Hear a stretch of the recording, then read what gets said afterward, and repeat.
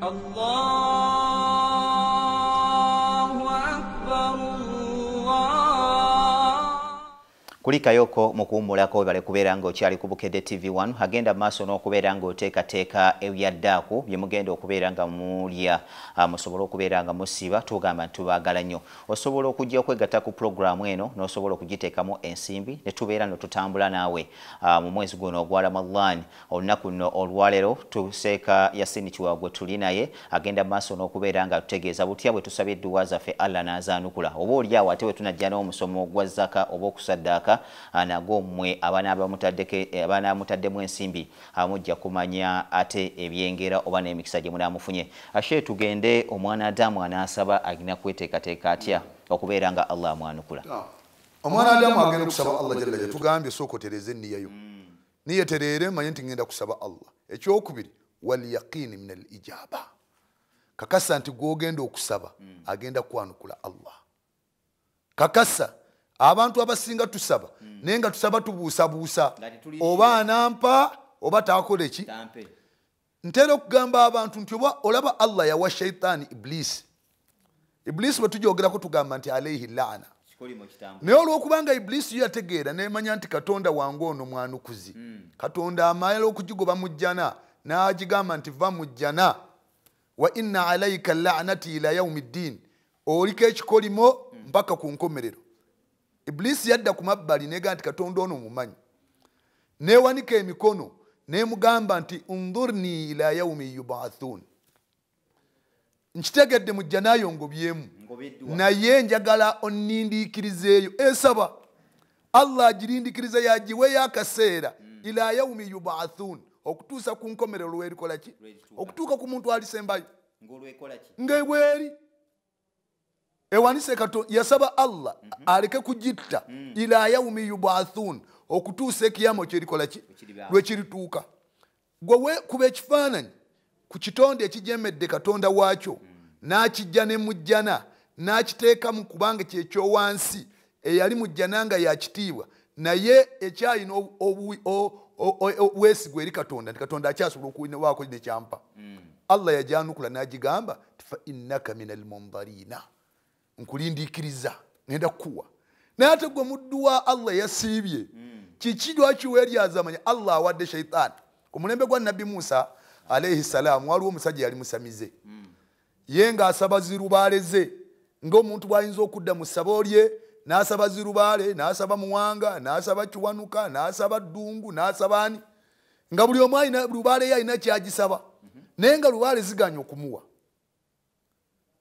Dubaali n'asaba yegabe obuyo bugagga n'egaana okumuwa egaba ssente n'egaana egaba emmere n'egaana tonyese enkuba n'egaana naye Nabbi Musa owekitiibwa Nabbi Muhammad sallallahu alaihi wasallam atugaa nti bainama huwa yad'u musajja oyo yali akyasaba zirubaale ze idh akhta lisanahu olulimi lwe ne lukola ensobi ne luwaba mu kifo ky'ogamba nti ya swanamu okuyita lubaale yo gye yali ayita swanamu lye sanamu n'agamba olulimi lwakola ensobi ne lugamba nti ya swamadu n'ayita erinnya lya Allah ni swamadu Allah mu bwangu ago yali alaba omusajja ono katemba gwe yaliko naye ng'amulabaga nti kale ono singa dda gye ndi n'asaba nze Allah yagamba omusajja ono ku mangu ago nti labbayika abdi olulimi luwabye buwabi nti muddu wange nkwanukudde k'oyatudde erinnya nti ya swamadu omusajja agamba Musa agamba Allah nti mukama wange Allah omusajja kaana yad'u swanamu abadde asaba sanamu lye fa akhta lisanahu olulimi ne lukola ensobi faqala ya swamadu n'ayatula swamadu naye si kyekibadde ekigendererwa ki Allah abuuza Musa n'amuga nti ya Musa hal min swamadu ghayri waliyo swamadu atalinze kayatudde swamadu naye mukoze eki kali nno baganda bange tetweryaza amaanyi mu Ramadhan eno tulongoose nniya zaffe tumanye nti endagaano Allah gye yakola naffe Allah agenda kutwanukula naye tusaba edduwa zaffe nga tetukakasa nti anaatuwa wano edduwa bwe bagisoma tebagisoma mulundi gumu gwe wasaba Allah akugaggawaze mu Ramadhan eri ne tutuuka mu Ramadhan eno nga tozeemu musabo gandika sana nasaba mu Ramadhan nabbi yagamba mu kusaba kwaffe nti inna Allaha yuhibbul mulihin Allah bwe tuba tumusaba ayagala abamupeeka ate Allah okwatibwa kyensonyi eri mukama wa Allah mupeeke mirundi n'emirundi gwe weebuuze nti ensi eno yonna abantu n'amajinni n'ebiwuka n'ebisolo na buli kintu kyonna kimusaba kirina kikimwetaagako kati olina kumupeeka Allah n'amanya ensonga lwaki bagamba nti bw'oba oyogedde erinnya lya Allah ng'olina obwetaavu liddiŋŋana emirundi yagamba nabbi nti bw'oyogera ekigambo ya arhamar rahimin nga kyosabisa nakyo n'okiddiŋŋana emirundi Allah ayungula malayika nejjanga n'agigamba nti genda olaba oyo agamba ya arhamar rahimina kiki kyayagala malayika neddayo n'eripootinga kitegeeza nti Allah alina zimalayika ze zasindika eri omuddu asabye edduwa yonna naye nga Allah jalla jalaaluhu ayagala abamupeeka mu dduwa zaabwe. Ekyokusatu ng'ogenda okusaba longoosa ebyokulya byo, longoosa ebyokunywa byo, longoosa ebyambalo byo. Omuntu owanika emikono n'osaba edduwaayo naye ng'omanyidde ddala nti bw'abadde olya ddaaku oba bw'abadde osiibuluka oba bw'abadde olya endya yonna walidde haramu, wali azamanyiza abantu mu kibuga, wasaze ensawo n'ogenda n'ofuna futaali. Olina omuntu gw'okubidde, tulina olulimi kati lwe twakwata olw'okukubirayo nti namukubiddeyo, namukubyeko enjawulo. Olulimi lwa kibbi. Kati sente ezo wakubyeko enjawulo ze wayisizzaawo ze wasaze ensawo tojja kugamba Allah bigambo byo Allah biwulire. Musajja yali Makka muharafa ng'awanise emikono gye ali mu mbeera ng'omuntu Allah amwanukula, kubanga Nabbi sallallahu alaihi wasallam aga nti ekifaananyi omusajja oli kiyalimu yali akbar ng'agubaagubanye yenna. Ekyokubiri as'ath ng'enviiri zisenyuse ng'ali mu mbeera eraga nti mwetaavu eryani eri Allah. Yagamba nti omusajja oyo yamuddu yadahu ila sama, naye ddala ng'emikono agyolekezza eggulu nga bwe tugambye. Naye Rasulillahi sallallahu alaihi wasallam aga nti ngenda okumwetegereza nga maakalahu haramu, emmere gy'alya alya haramu, yabbye bantu, yakubye enjawulo, yasaze ensawo. Maakalahu haramu, emmere gye yalidde yagigye mu haramu. Wa mashrabahu haramu, nga n'ebyokunywa bye yanywedde bye yasiibulukiddeko sente zavudde mu haramu. N'aga nti wa malbasahu haramu, ng'ebyo engoye zayambadde haramu.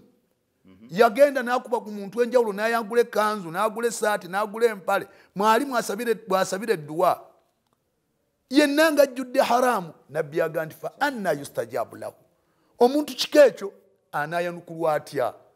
Allah anaamwanukula atya ng'ali haramu? So longoosa emmere yo, longoosa ebyokunywa byo, longoosa engoye zo, longoosa embeera zo, gwe kennyini otuuke mu maaso ga Allah jalla jalaalu ng'omanya nti ngwe ngenda okugambira ku Allah nze nandi mutuukirivu gy'ali, kubanga Allah jalla jalaalu yatugamba nti fastaqim kama umirta, yatugamba nti bw'oba olina ky'omwetaagako sooka otereere nga bwe yakulagira.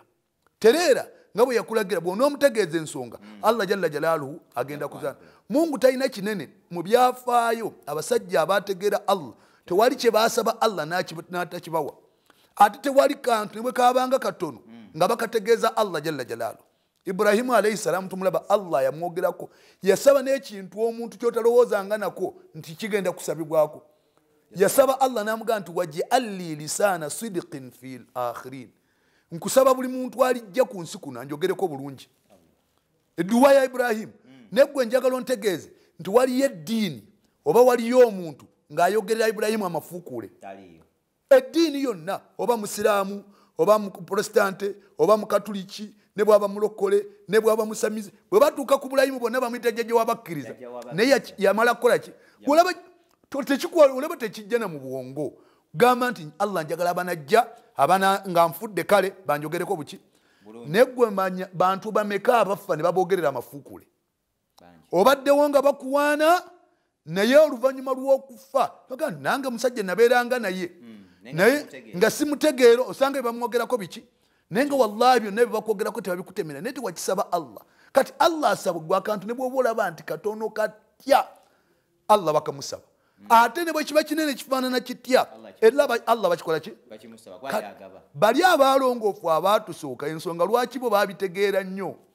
Nabbi Sulaimaani alayhi salaamu bwe yali yasaba Allah edduwa n'amugamba nti Katonda ono mugabi, n'amugamba nti nze kyenkwagalamu Katonda wange habli mulka la yambagi li ahadi min baadi, nkusaba ompa obufuzi nga tewali agenda kubufuna oluvannyuma lwange.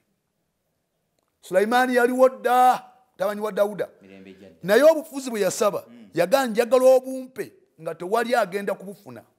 Tewali president wa America agenda kujja abeere nabwo, si president wa America yekka, tewali ne bannabbi abagenda okujja tebaleke kubeera nabwo. Nze njagala obumpe. Ye yasaba bufuzi, Allah n'amuwa. Fasakharna lahu rih tajri bi amrihi, Allah n'amwanguliza empewo ejolaba mu bbanga. Tajri bi amrihi, gwe olwaleero okungiriza muzungu kubanga yaleese essimu twogera na mpewo, twogerera mu mpewo. Sulaimaani yali yabifuna dda. Amajinni nga gakola kyayagala, abantu nga bakola kyayagala, ebiwuka nga bikola kyayagala, buli kintu kyonna nga kikola Sulaimaani kyayagala. Tolaba ekyafaayo kikiba Allah kyanyumye mu Qur'an, ekyafaayo ky'ensanafu. Ensanafu eyogera olulimi Sulaimaani aluwulira. Ani yali awulidde? Gwe olwaleero mwetenda okusoma timukuguse nnyo mu nnimi. Ani amanyi olulimi lw'ensanafu? Kale olw'ekinyonyi. Ne Sulaimaani atambula olw'edduwa gye yasaba Allah jalla jalaalu, n'amugamba nti mukama wange Allah, nsaba ompa obufuuzi obutagwana kintu kirala kyonna. Allah jalla jalaaluhu n'amuwuliza buli kintu kyonna, n'amwanguyiriza buli kintu kyonna. Ensanafu zaali ziri mu kkubo zitambula, Sulaimaani ajja n'eggye lye. Ensanafu Sulaimaani ajuulira egamba zinnaazo nti abange idkhulu masakinakum, buli emu eddeyo gyesula.